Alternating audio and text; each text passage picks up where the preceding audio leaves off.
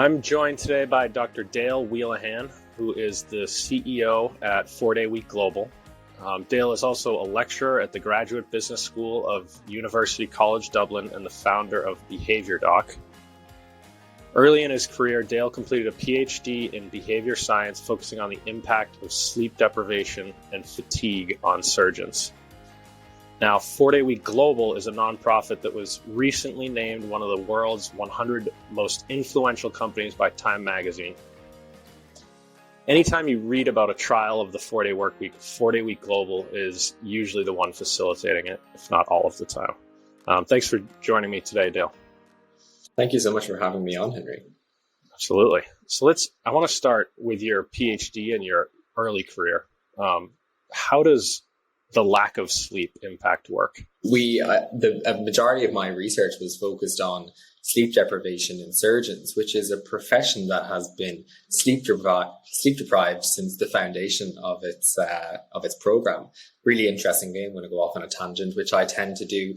The entire surgical program was founded by a guy called Halstead, who was the surgeon responsible for designing the mastectomy. So really a pivotal leader in the world of surgery dating back. But what was, I suppose, found out when Halstead was designing the surgical training curriculum, which we call the residency program now, and I'm sure you call that in the US as well, people resided in the hospital. So they actually brought a week's worth of clothes with them and they stayed in the hospital for the week. And that was the pedagogical approach in order to become a good surgeon.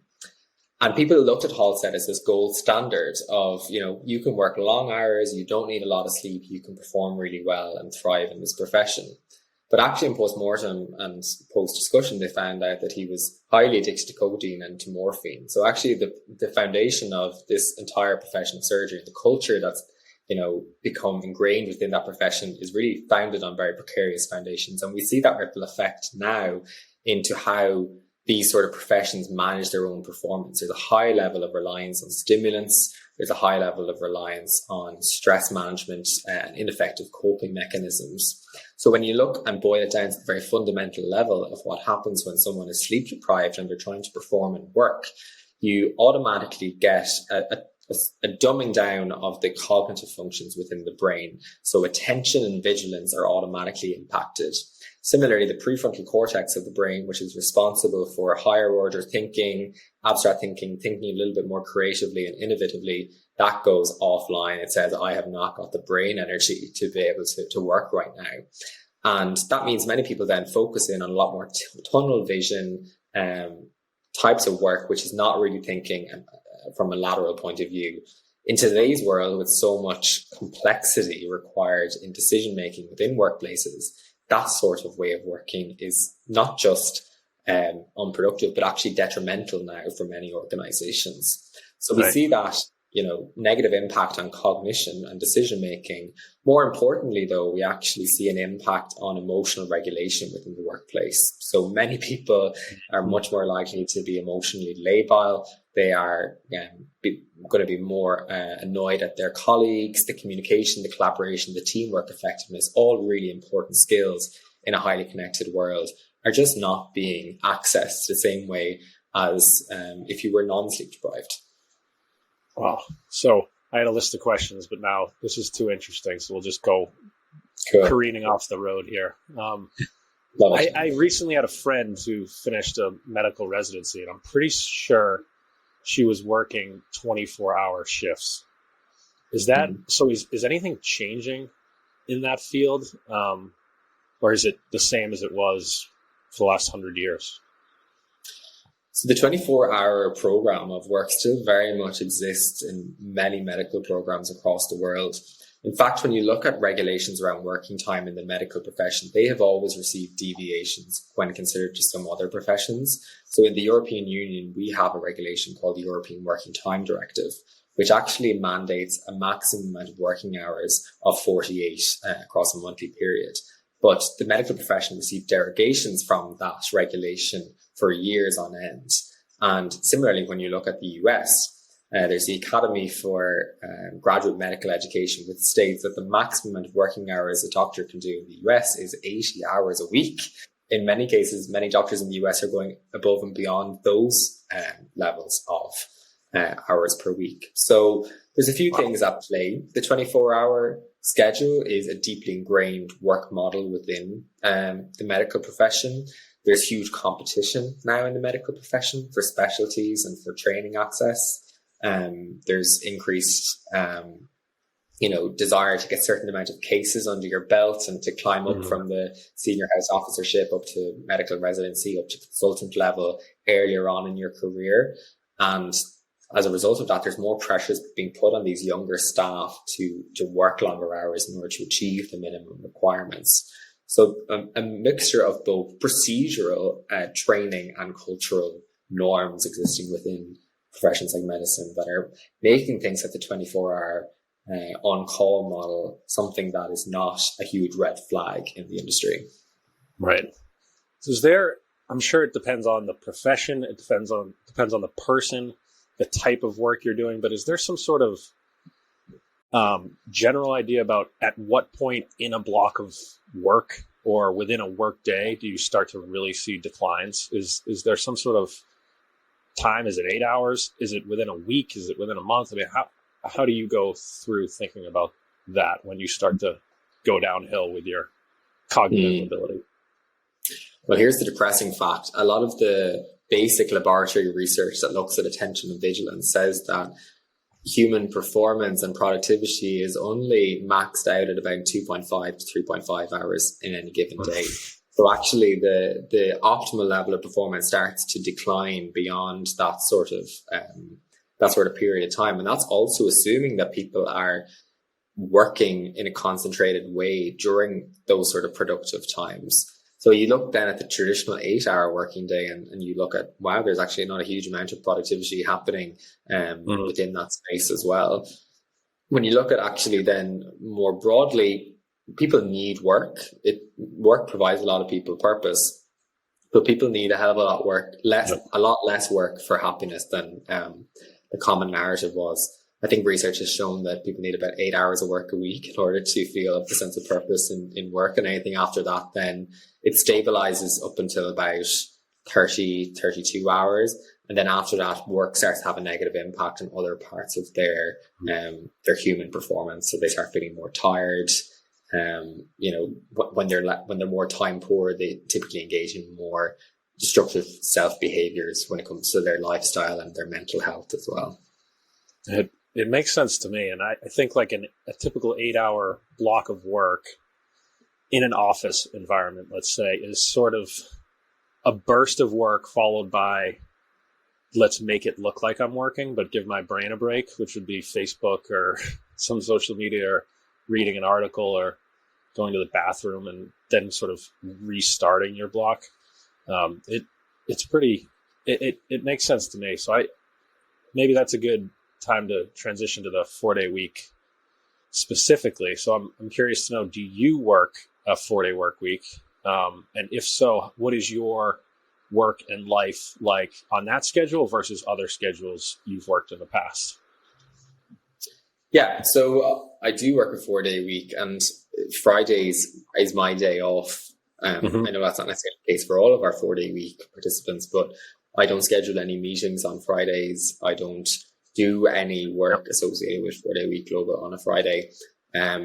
With the exception sometimes that if there is something that's very non-negotiable with an external or a deliverable must be provided, I do my best to look at the week ahead and try carve out some time on a Thursday evening that I'm free if I have to work a small bit on a Friday morning. So I very much look at the week that's coming with the aim of striving towards not working on a Friday, which I'm able to achieve more times than not. But if there is a need to work on that 5th day, I will look and make sure to carve out sufficient time in my schedule throughout the week to keep my working hours at the 4-day week equivalent. And that is difficult. I'm CEO of a global movement, which is very much growing in conversation, but it's important for like rest and recovery is a really important component in order to optimize my own performance. And I learned that through previous careers where I haven't done that, and then I've practiced it and it's worked really well for me. when I started my own PhD, which is probably the most challenging thing I've ever done, I was working 5 jobs, believe it or not, in that first year. And it's very much in my nature to take on more, to always bite off more than I can chew. And that very much did, have a huge negative impact on my well-being. I got a lot more smart then as I gained more autonomy in my PhD and said, well, my brain actually only really works quite well for 4 hours, 5 hours max in a given day. And increasingly in the last year of my PhD, I had this totally bizarre work schedule where I would get up at 5 a.m. or 4 a.m. in the morning. I would write and I would be finished my work by 9 a.m. in the day and essentially have the entire day off then to rest and recover. So I was able to actually submit my PhD in 2 years, 9 months by working less than a 5-day week, because when I was working, I was doing highly concentrated, productive work and utilizing that science of human performance and understanding, the physiology and psychology of fatigue, which is what my PhD was on, was hugely powerful in that transition. Yeah. So the bigger leap for companies, I feel like, and correct me if I'm wrong here, is that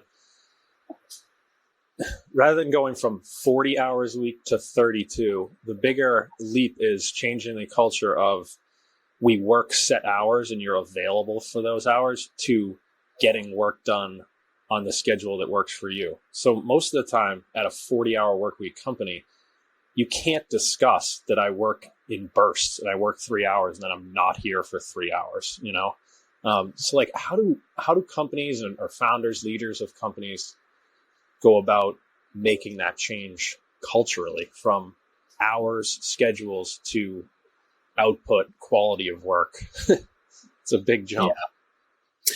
It is a big jump. And I think it very much has to come from leadership in organizations to realize that current working models aren't working, particularly in this post, pandemic world where actually we're seeing outdated paradigms of leadership trying to be enforced on a very different workforce than it was before the pandemic. And it is falling flat on its knees. This return to office mandate is not bringing the glorified, ye old days of culture in the office place. It's not doing that. So I think the reality is that we are in a new paradigm. The power has been shifted over to the worker now, relative to the pandemic. And so organizations and leaders must identify, well, what's motivating our workforce actually, and placing trust in them.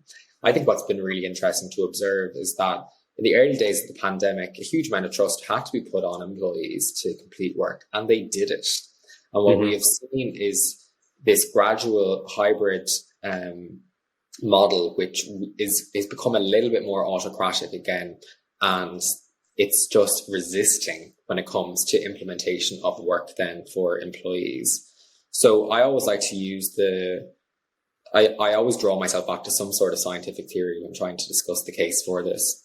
And I use self-determination theory, which is the most kind of rigorously scientific motivation theory. What fuels work and engagement in work is motivation. When you can intrinsically motivate your workforce, you don't need to be concerned about how many hours they're working, because work will get done. And there's 3 components that facilitate intrinsic motivation: when people feel competent, when people feel autonomous, and when people feel connected. They tend to feel highly engaged in the work that they do. So I like to use that sort of principle, coupled with the fact that, a 40-hour work week is a Victorian industrial era model of work based off a very different type of work that was much more physical and a lot less cognitive. And that model of work in a technologically informed cognitive workforce is causing burnout. So actually we do need a new form of work. And when we look at how we can transition backwards, what are the key activities that are driving business performance for your company?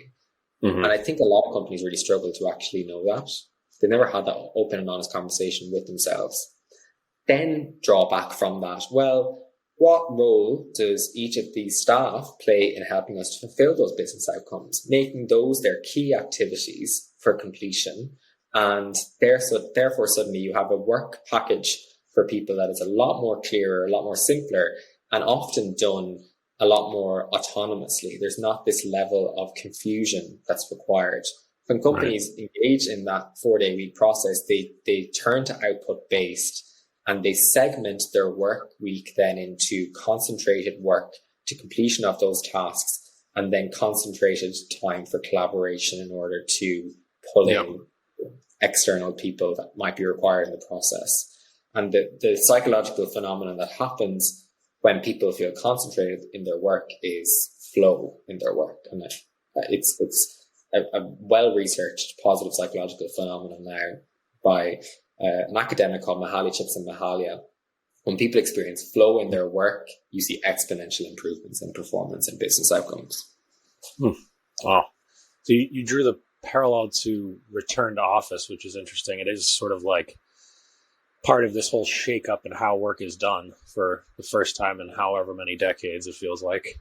The interesting thing to me is with remote work and now return to office, that was not voluntary by the companies, right? That was, we're forced to do remote work. So initially they're biased toward not liking remote work because they're sort of forced into it. They would prefer the office, or they've chosen the office. You can kind of see that in all of them trying to claw people back to the office because they biased themselves from the beginning. It seemed like to say remote work doesn't work because we operate in an office.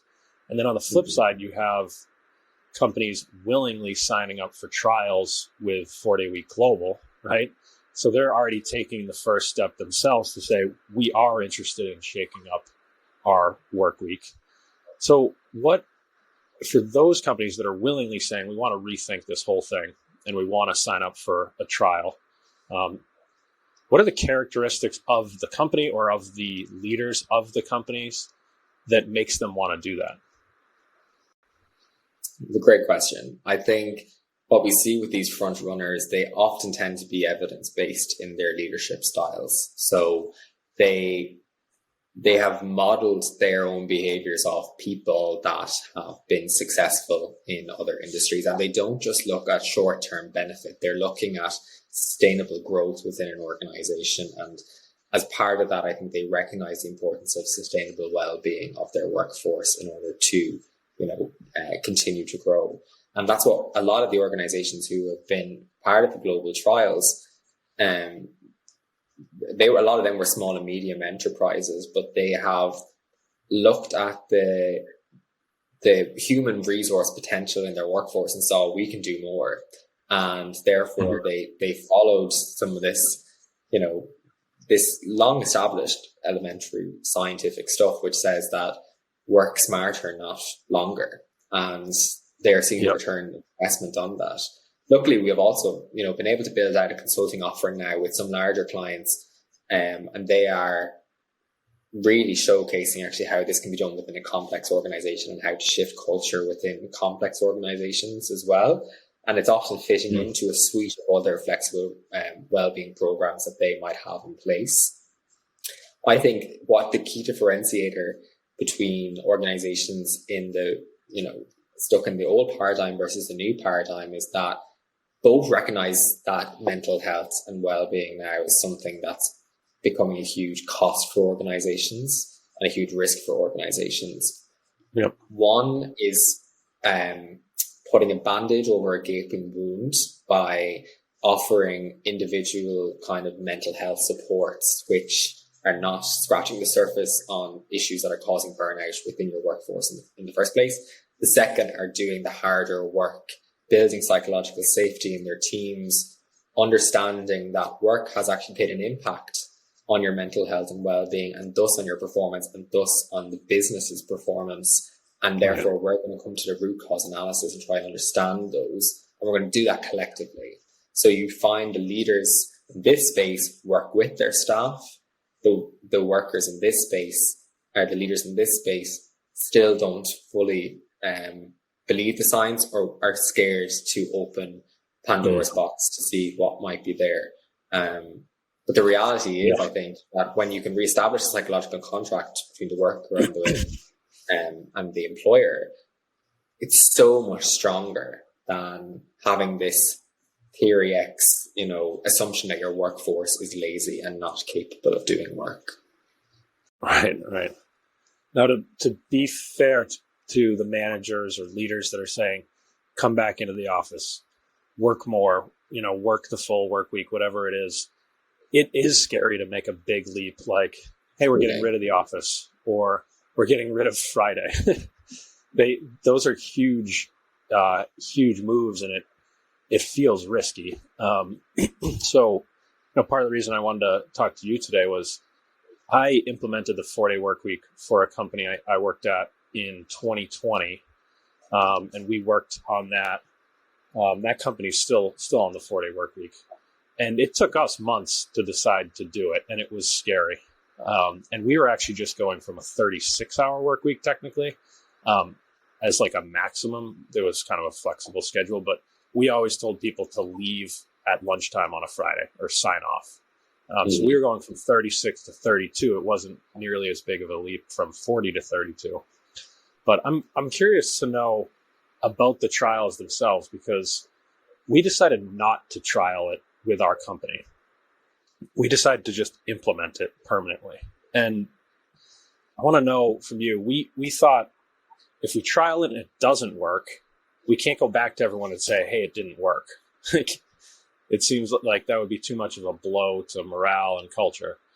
And on the flip side, if we say we'll pay you the same to work less, and if it goes well, keep doing it, we felt like that would skew the results of the trial itself. So let's say we had come to you guys instead.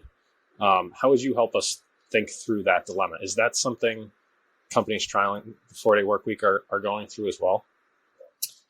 Yeah, and I think you do raise a really important point in the communication approach around a 4-day week trial. We've seen companies, and the point I made, previous point you made as well, around companies taking that risk, totally acknowledge it. I come from a place where I'm extremely well informed on this, so I speak with a level of confidence and assurance because I've seen how it's done. But I totally understand companies' unwillingness to do this. I think all we would ask is that, reach out to us, let's figure out and see if this is something that can be done. Maybe it's from 40 down to 38, maybe it's 38 down to 36. It could be as simple as cutting your hour-long meetings to 15-minute stand-ups. Already you probably created free time for yourselves. So we recognize that this is a transition state for companies, not click snap. It happens in a day. And that's what we see in the companies throughout the trial, is that it's an experiment, and it's a safe space to experiment and see actually how you go about reducing working hours in a safeguarded way while protecting businesses' output. So we look at making sure that companies, the lines are established very clearly with the worker, that we will gift you this in return for this. And if these are not matching up, then we need to reconsider. But I always say to companies, even for the companies who don't continue on in the trial, for the very various reasons that they don't do that, you are in a better place than where you started, because you have started to look, introspectively at the functioning of your organization and the people's within that organization. And so even if you exit with 1 hour less of work, that's better than where you started. And the reality is that I think many organizations can be honest with themselves and say there is easily 2 to 3 hours of work in any given week we could cut out. So this is that's the easy work. The harder work is actually addressing the behaviors and cultures in order to build high performance, which is really the second thing that's happening in order to sustain the longevity of a 4-day week, because companies obviously want to grow while also implementing a 4-day week. Right. Yeah, it makes sense. So what percentage of companies that are doing the trial with 4-day week global end up permanently implementing some version of the 4-day work week after? And then what are the reasons? Why do they say they want to continue doing it? So I suppose we're still at the phase of embarking on studies. So we've published 6-month trials now to date in Ireland, the US, the UK, Australasia. And we've just published our first 1-year findings of the initial cohort of groups as well. So out of the 1-year findings, over all of them who continued at the 6-month mark have continued into the 1-year mark. We had a drop-off rate of 10% at the 6-month mark. Well, actually, they dropped off well before the 6-month mark.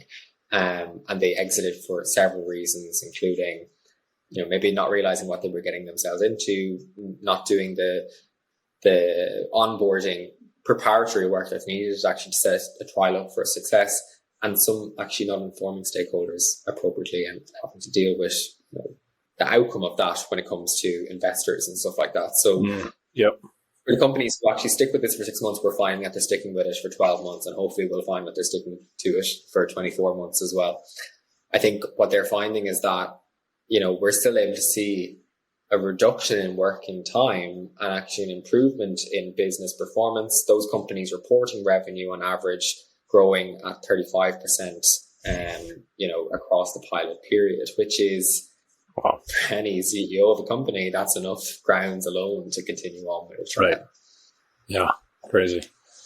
So as we start to wrap up here, I have one more thing I'm curious about, which is once companies do switch to a 4-day work week, whether it's within the trial or the trial ends and they say, we've implemented this permanently, is there a change in the way work gets done?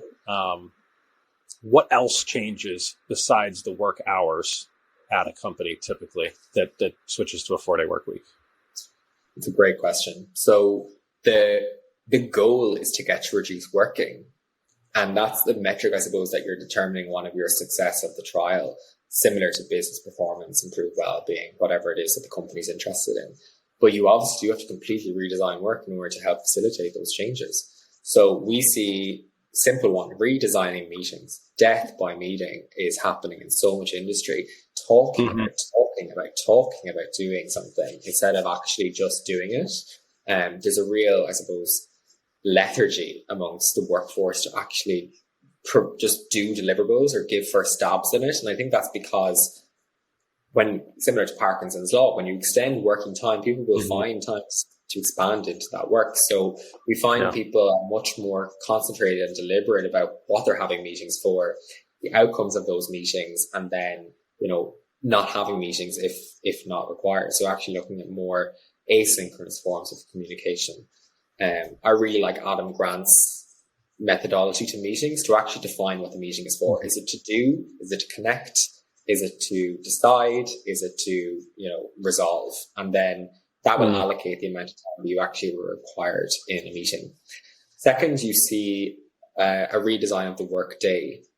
So in order to create flow environments for people to do concentrated work, actually allocating and blocking out that time on a day basis or, whatever it is that is required for the work is pivotal in order for people to actually complete the deliverables to drive outcomes in business performance.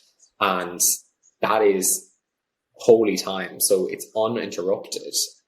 People can't disrupt people when they are doing that very concentrated period of work, which culturally is not what happens in work at the moment. People are MS Teams pinging and Zoom and WhatsApp calls, and it's a cultural mindset change to say that person's doing important work now. I'm not going to disturb them. Right.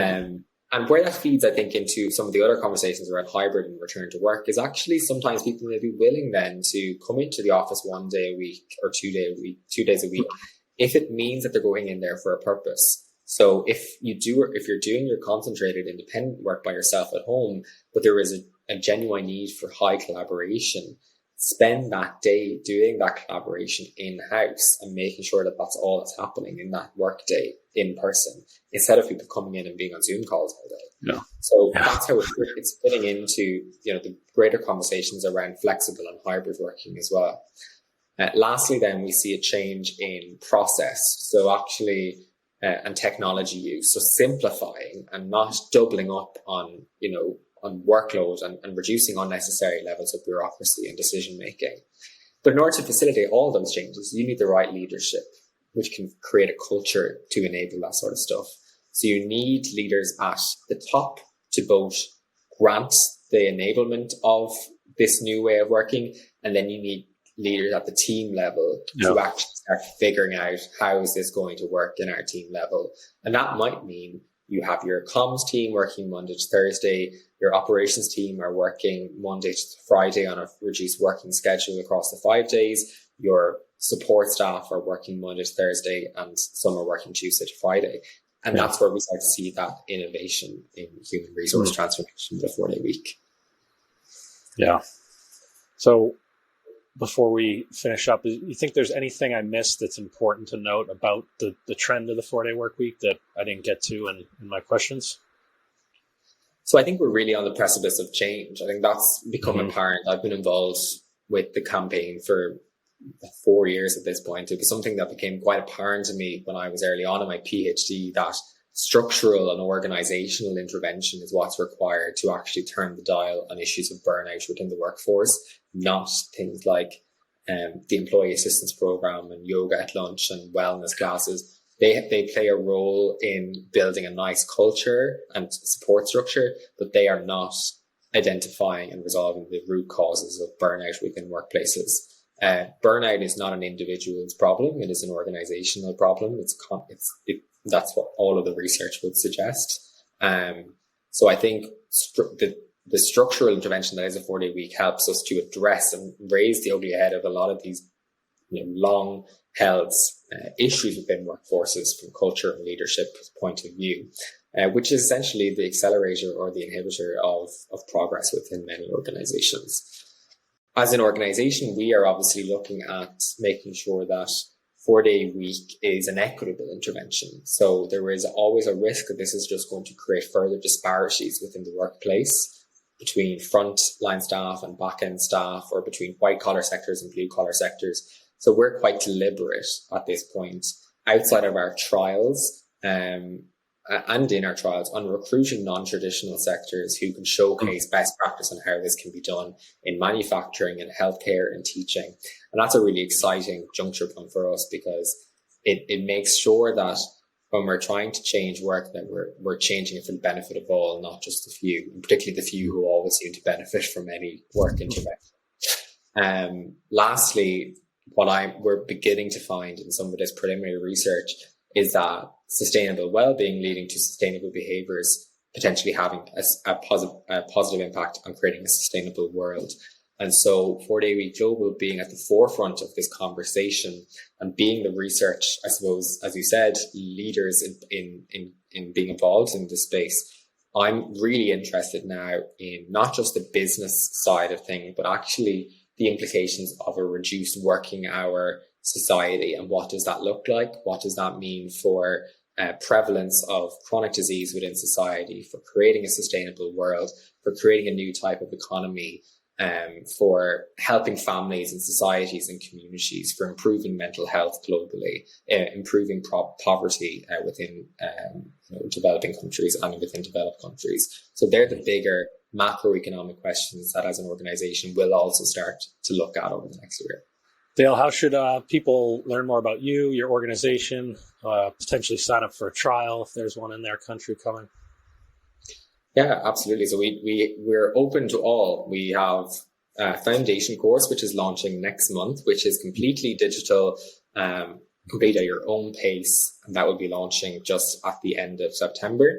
We have our group trials. So if you'd be interested actually embarking on a 6-month pilot at this point, you can sign up and join those pilots no matter where you are. And then finally, we have our consulting offering. If you require more bespoke, also depending on where you are in the journey, maybe you actually just want a C-suite socialization. Maybe you want help writing a business case. Maybe you want a visioning exercise, or maybe you want assistance. Maybe you're engaging in a 4-day week trial already and you just want some subject matter expertise to help you along the way.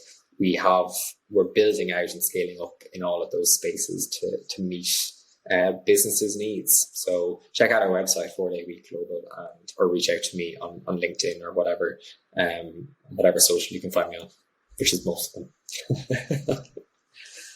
Dale, good luck with 4-day week global, and I appreciate you joining me today. Thank you, Henry. Thank you for having me.